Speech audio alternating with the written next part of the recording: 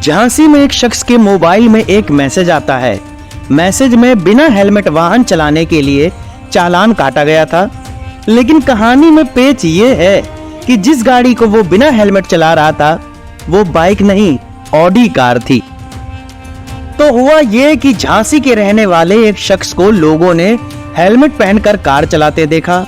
देखकर जानना चाहा कि वो ऐसा क्यों कर रहे हैं। तब अलग ही मामला सामने आया। आज तक की खबर के मुताबिक बहादुर सिंह परिहार नवाबाद थाना इलाके की नंदू कॉलोनी के पास रहते हैं। परिचय ये भी है कि उनके पास एक ऑडी कार है।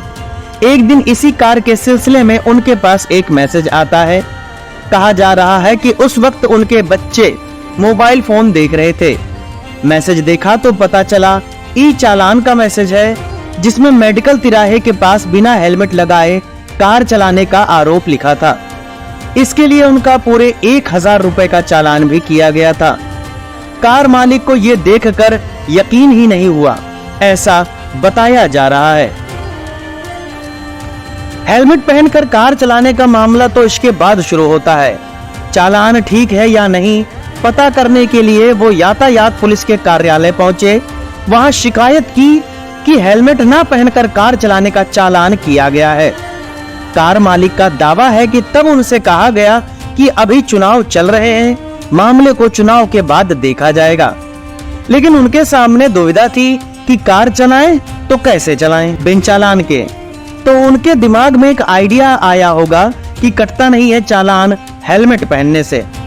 फिर इसके बाद उन्होंने कार जब चलाई तो हेलमेट पहनना शुरू कर दिया।